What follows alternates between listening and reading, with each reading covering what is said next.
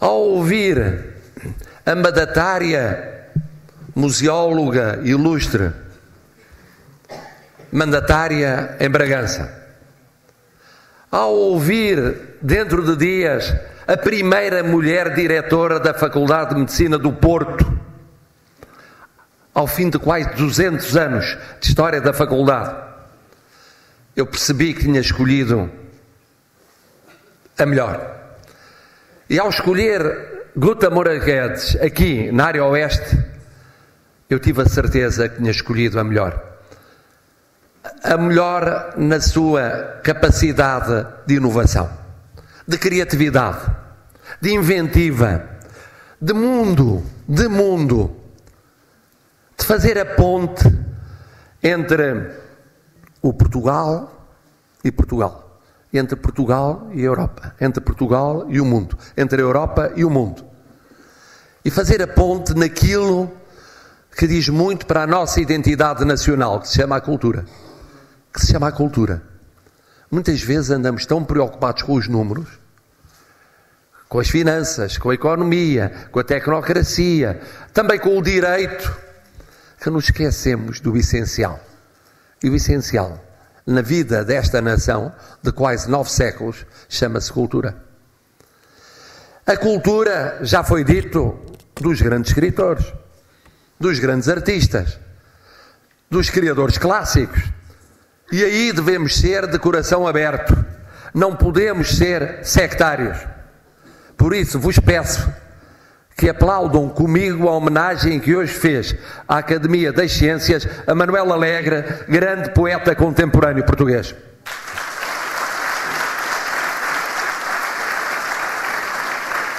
Mas a cultura do povo, que não é oposta à cultura das elites, que é uma cultura de séculos, que passa de geração em geração, que vai acompanhando o que se tem feito de passo na educação, na atualização, na formação. Uma cultura profunda, que nos une, que nos aproxima. Nós temos essa grande riqueza. Temos uma só língua, tirando o mirandês. Temos uma só história, temos uma unidade cultural, e é por isso que quem se candidata a Presidente da República só pode querer ser símbolo de unidade das portuguesas e dos portugueses. E eu devo dizer que é com alegria que vejo que partidos, que grupos económicos, sociais, políticos, que cidadãos de vários quadrantes e várias orientações, a começar no partido a que pertenço desde a fundação, continuando noutro partido com ele esteve coligado, todos eles perceberam e percebem que um Presidente da República é símbolo da unidade nacional. Não é símbolo de um partido, não é símbolo de uma união de partidos, de um quadrante ideológico ou doutrinário. É símbolo de unidade nacional. E é isso que lhe permite, como aqui foi dito, representar Portugal no estrangeiro, e é isso que lhe permite criar consensos em Portugal, e é isso que lhe permite estar próximo das portuguesas e dos portugueses. São 3 grandes desafios que eu assumi como principais para os próximos 5 anos. Primeiro, representar Portugal no mundo.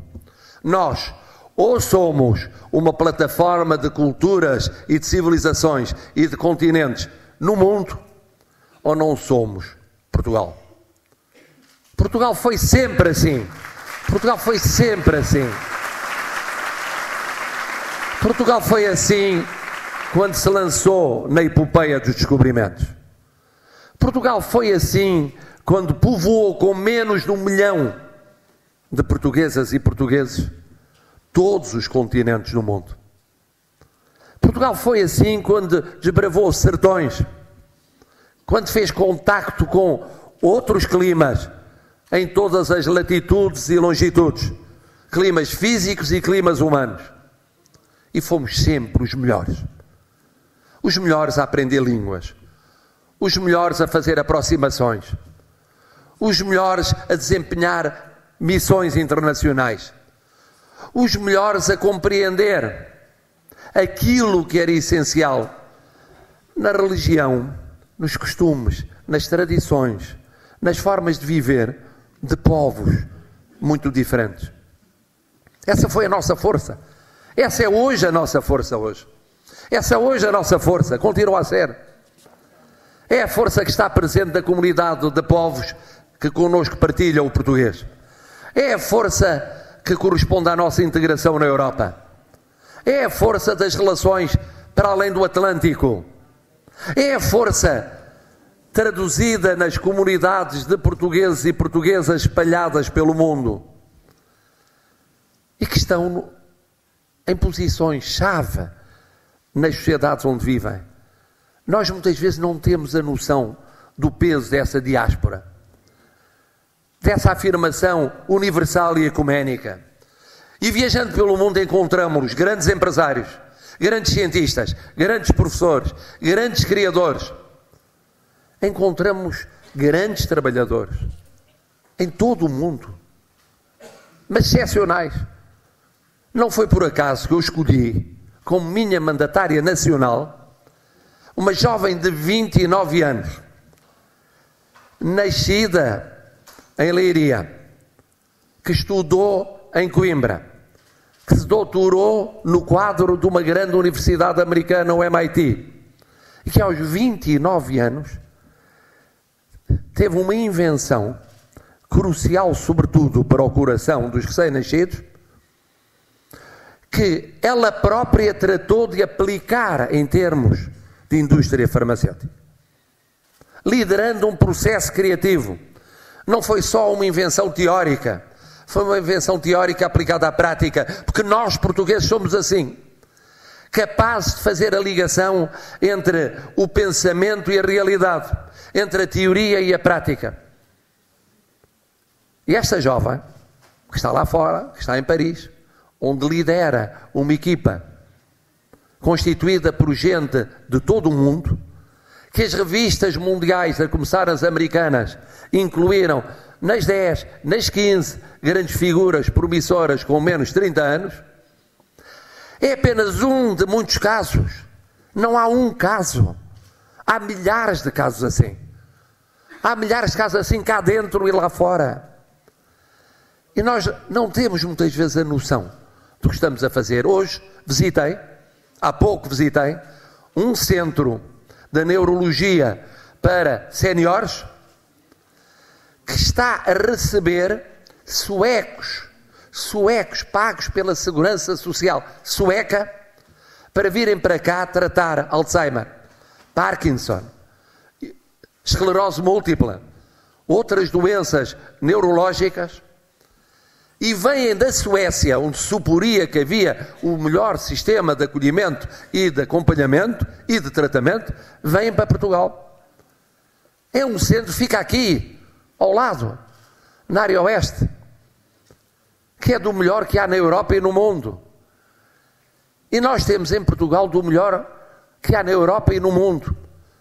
E não sabemos, desde empresas que fabricam o vestuário dos atletas olímpicos americanos, passando por aquilo que está a criar o software mais avançado. Nós estamos a liderar, através de compatriotas nossos, o que está a criar na Europa e no mundo. Porque é que nós não havemos de acreditar em nós próprios? E uma função do Presidente da República é de não ter complexo de afirmar esta vocação universal, esta presença ecuménica de Portugal no mundo. Não temos de ter complexo de nada. Nem pela nossa história, nem pelo nosso presente, nem pelo nosso futuro. Pelo contrário, temos de ter orgulho em nós próprios, naquilo que estamos a fazer. É a altura de atirarmos para trás das costas o pessimismo nacional. Há coisas que não correm bem, há situações difíceis, mas nós somos dos melhores. É uma questão educativa e cultural. É acreditarmos em nós próprios. Sempre que acreditamos ao longo da nossa história, nós lideramos os processos de mudança. nós estivemos à frente dos processos de mudança. Quando desacreditamos, quando hesitamos, aí nós deixámos ficar para trás. E nós temos de reafirmar esta capacidade de liderança. Isto implica, obviamente, conhecer o mundo. Isto implica não ter complexos no convívio com o mundo. Isto implica lidar em pé de igualdade com aqueles que atuam no mundo da política, no mundo da economia, no mundo da sociedade, no mundo da criação artística, cultural, no mundo da educação, no mundo da ciência. E é isso que se pede a um Presidente da República. Que esteja lá. Não vai ser o único, mas vai ser alguém com especiais responsabilidades. Tem de estar lá.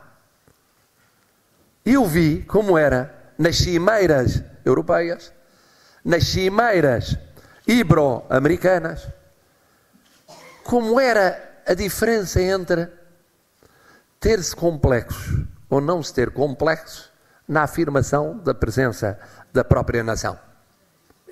Não havia que ter complexos. Estava-se ali. Eu recordo-me de um congresso do Partido Popular Europeu em que havia não sei quantos candidatos apoiados por formações fortíssimas. E eu candidatei-me. E candidatei-me afirmando o peso de Portugal. E acabei por ser eleito para ser o primeiro de todos os vice-presidentes, o presidente era por inerência, o primeiro de todos os vice-presidentes, havendo candidatos alemães, candidatos franceses, candidatos austríacos, candidatos italianos, candidatos espanhóis. Mas isto não é nada comparado com o que é possível fazer e o que temos feito em todo o mundo. Esta é uma primeira missão do Presidente da República.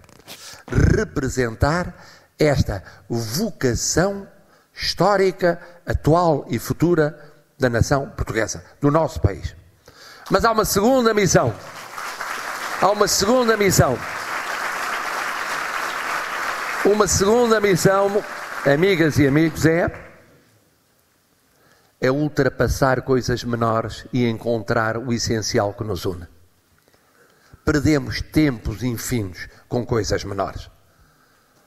Perdemos tempos infindos com querelas pessoais, que são subalternas, que não são importantes. E há tanta coisa que nos une, tanta coisa que apela à nossa convergência. Não é apenas, já vos disse, a língua, não é só a história, não é só a cultura, não é só a presença no mundo, não é só a capacidade para integrarmos os que vêm de outros mundos, como ninguém integra na sociedade portuguesa. Recebemos-los. Vêm da África falando português, vêm da África não falando português, vêm do Brasil, vêm da Europa do Central ou da Europa de Leste, de países longínquos, e recebemos-los, e acolhemos, e integramos. Passamos a ser uma realidade coesa. É preciso todos os dias construir esta coesão social e esta convergência política. E eu tenho dito isto, isso aplica-se à educação. Nós não podemos, por cada governo que passa, ter programas, currícula e termos sistemas de avaliação diferentes. Isto aplica-se, amigos, à saúde. Nós não podemos programar uma rede de cuidados de saúde para o médio e longo prazo com mudanças todos os anos, todos os 4 anos, todos os 2 anos. Aplica-se à segurança social. Nós não podemos oferecer futuro, permitir a previsibilidade desse futuro, sem saber como é que é sustentável a segurança social para os menos jovens e para os mais jovens. Isso não pode variar todos os anos, todos os 2 anos, ou 3 anos, ou 4 anos. Temos de encontrar nestas matérias, como em muitas outras, pontos de convergência. É possível, é possível. Eu consegui, eu já fiz isso. É possível fazer isso. É possível fazer isso. E é fundamental fazer isso. Não é por uma questão tática ou estratégica, é pelo interesse do país. Nós somos um grande país em alma, mas é um país que é fácil de governar se as pessoas procurarem aquilo que converge e que é essencial e se colocarem num segundo plano o que não é essencial. Ao longo da minha experiência política, eu fiz isso nas câmaras municipais, nas assembleias municipais. Eu fiz consensos, porque era fundamental o interesse local, mais importante do que o interesse de facção. Fiz entre oposição e governo, porque era mais importante que Portugal entrasse no euro, que Portugal entrasse na moeda única, do que houvesse uma divergência de natureza de facção ou de partido. E é preciso recuperar isso, para não perdermos tempo. Nós não podemos perder tempo com coisas menores. Temos tanta coisa maior para fazer. Há gente a fazer tanta coisa maior. Há gente a fazer novas empresas. Há gente a fazer novas investigações. Há gente a criar novos centros de ensino. Há gente a criar por todo o país. Há direito de que, por razões menores, essa iniciativa vital das portuguesas e dos portugueses seja desbaratada, seja adiada, seja minimizada, seja menosprezada. E, portanto, o próximo Presidente da República vai ter esta missão e vai trabalhar nessa missão todos os dias, pacientemente, com flexibilidade, com capacidade para ouvir, com capacidade para perceber, com capacidade para persuadir, para influenciar, para dialogar. Não quer dizer que o Presidente não tenha as suas convicções, quer dizer que coloca acima das suas convicções o interesse nacional. Porque o Presidente está em primeira linha ao serviço do interesse nacional. E depois, amigos, e depois é preciso estar próximo das pessoas. Nós somos todos diferentes. Há quem seja mais extrovertido, quem seja mais tímido. Não há pessoas iguais. Agora, é incompreensível que quem toda a vida soube estar com os outros não coloque essa característica ao serviço dos outros como Presidente da República. É esse o seu dever. É esse o seu dever.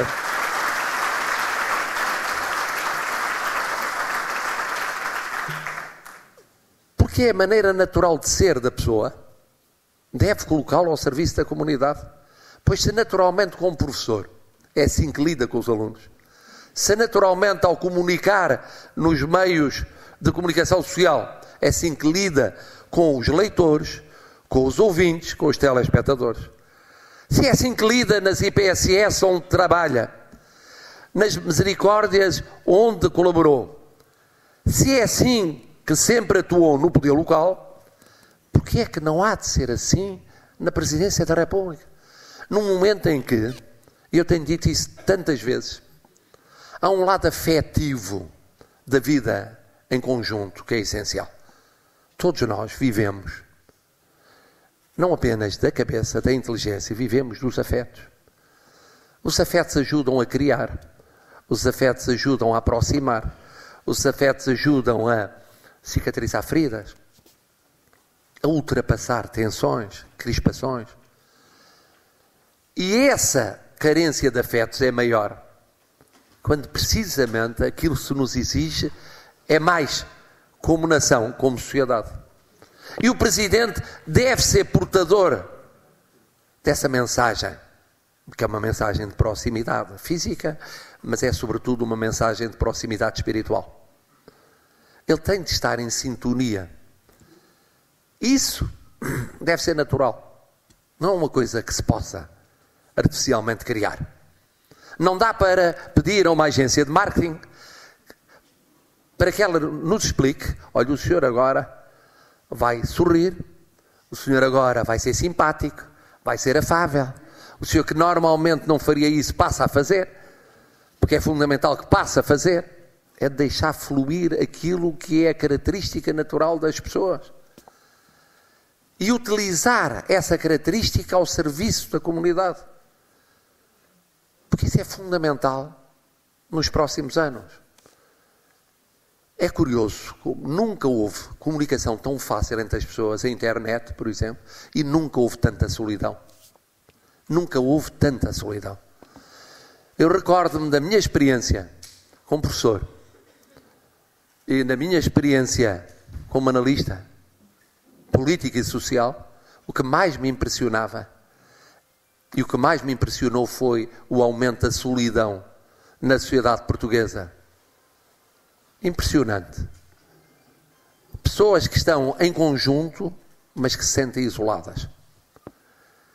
E sentem-se isoladas porque pela idade se sentem num gueto, distanciadas dos mais novos. Ou então se sentem isoladas porque mais novos não compreendem os mais velhos e a herança que receberam dos mais velhos. Se sentem isoladas porque em muitos casos não saem do sítio onde vivem por razões de saúde, por razões de convivência ou não convivência pessoal e social, pela dispersão familiar. E esta solidão que o stress dos nossos dias muitas vezes faz aumentar, apela ao afeto. E no momento em que nós temos a noção de que os desafios no mundo são enormes, lemos os jornais, ouvimos a televisão, e aquelas potências que pareciam estar a emergir, afinal, não crescem tão rapidamente quanto isso. Porque demora tempo. Porque é complicado. A Europa, de repente, vê tardiamente o drama dos refugiados. Vê tardiamente problemas de segurança comum. Ela própria se debate com dúvidas no relacionamento com os povos. Porque a vontade de muitos que mandam descolou da pedagogia, da explicação relativamente àqueles que são governados. E isto, naturalmente, mais a aceleração da mudança de que falou a Guta. E isto cria novos desafios. Torna muito difícil, de facto, a governação. E ao mesmo tempo apela à redescoberta da proximidade. Quem tem poder, qualquer que seja esse poder, tem de se reaproximar. E todos temos parcelas de poder, mas é preciso reaproximá-las umas das outras. E nós sentirmos identificados com os outros. E há uma coisa que eu não percebo, porque é que algumas pessoas não perceberam durante esta campanha eleitoral? Porque é que tantas portuguesas e tantos portugueses gostavam de mim? E gostavam de mim pelo contacto que tinham tido comigo, com meus alunos, ou pelo convívio que tinham tido comigo ao longo de vários anos de comunicação, escrita, falada ou vista. E as pessoas achavam quase pecaminoso que se tivesse sido possível estabelecer essa relação. Parece que eu tinha estado a cometer algum pecado ao comunicar com milhões de portugueses ao longo de tantos anos. Como se não fosse útil e importante aproximar as pessoas. Colocar-lhes questões para elas pensarem. E depois concordarem ou discordarem. Seguir os seus caminhos. E isso ter criado uma cumplicidade afetiva. E ter criado uma confiabilidade. Independentemente das opiniões das pessoas. Podiam ser do partido A, B, C ou D. Podiam ser composições A, B, C ou D. Mas sentiam que aquela ponte era fundamental. Como sentem que outras pontes são fundamentais na sociedade portuguesa. E eu pasmo com as pessoas não perceberem que o que é preciso é haver mais disso, não é haver menos disso. E que o haver isso e haver mais disso ao serviço da comunidade é uma mais-valia, não é uma menos-valia. E depois as pessoas surpreendem-se. Olham para os resultados das sondagens e surpreendem-se. Isto não é possível. Porque na minha cabeça isto não é possível. Mas o que está errado é a cabeça dessas pessoas. E quando me diziam: mas que campanha tão esquisita que o homem está a fazer. Aquela campanha de aparecer sozinho, sem séquitos à frente e séquitos atrás. Com uma Santos, que é o que eu comia, aliás, e como todos os dias, à hora do almoço.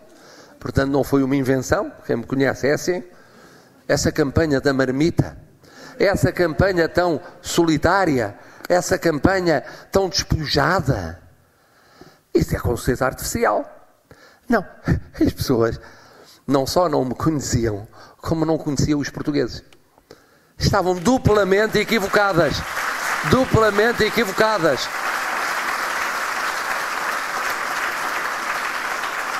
E eu confesso que de vez em quando quase que sentia tentação de me recordar do tempo em que era comentador político. Quase que sentia tentação de repente dizer: não levem a mal, mas eu penso que não estão a perceber o filme. Há aqui 2 filmes e 2 campanhas. Há uma campanha que é entre um candidato e os portugueses, e há uma campanha que é entre outros candidatos e aquele candidato em que batem todos os dias. São 2 campanhas completamente diferentes.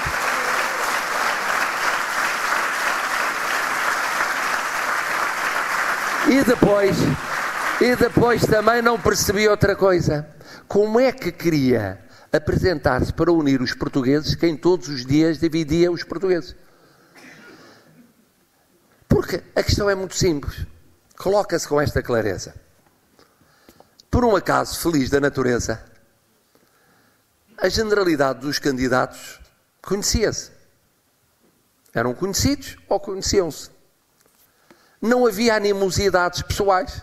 Às vezes acontece, nós sabemos, a nível local há umas animosidades, mesmo nas famílias, mesmo nas comunidades pequenas, às vezes nos locais de trabalho, não havia animosidades. Havia tudo menos animosidade. Porque é que nós devemos de artificialmente inventar animosidades pessoais num período de 15 dias ou 3 semanas para depois termos de nos reencontrar para em conjunto remarmos na mesma direção, que é a direção do país? Porquê? Porquê? Divergências de ideias, muito salutar. Quem defenda que o Presidente deve ter mais poderes do que aqueles que tem, quem defenda que deve ter os que tem, é o meu caso, podendo utilizá-los com grande latitude. Quem entenda que ele não deve ser árbitro, deve estar do lado de um dos clubes envolvidos no campeonato, e quem entenda como eu que ele deve ser árbitro, não deve à partida ir para um encontro já com a ideia de apitar contra um dos clubes, ou apitar contra outros clubes, ou apitar alternadamente contra um ou outro para fingir que é árbitro. Mas isso são concepções diferentes do papel do Presidente, dos poderes e do seu papel hoje. Isso é legítimo e importante que se discuta. E foi importante que se tenha discutido. Já me parece menor estar a abundar em questões que não são importantes. Ele quer fazer a campanha vestido de uma determinada maneira, faz de uma determinada maneira. Quer fazer a campanha com um automóvel com 2 e não com um séquito de 7 ou 8, faz com 2. Quer fazer uma campanha com moderação de custos, com independência em relação a áreas partidárias, e uma campanha baseada na proximidade do convívio pessoal com as portuguesas e os portugueses, faz. A democracia compreende essa possibilidade de escolha. Isto para vos dizer o seguinte, passando ao que é fundamental. Voltando ao que é fundamental, 3 missões do Presidente da República. Primeiro, afirmar Portugal no mundo, plataforma de culturas, civilizações e continentes, sem complexos, mas estando no mundo, conhecendo o mundo, sabendo do que se trata e agindo em conformidade. Segunda, criar todos os dias os consensos sociais e políticos que são fundamentais para não perdermos tempo desnecessário. Irmos aos verdadeiros adversários. Eu disse N vezes quando me perguntavam qual é o seu principal adversário? Os problemas dos portugueses. Eu não tenho adversários pessoais. Outros candidatos, como aqui foi dito, merecem todo o respeito e consideração, até pela coragem em terem avançado. Não são meus adversários, como espero que não me considerem seu adversário. Os nossos adversários comuns são os problemas dos portugueses.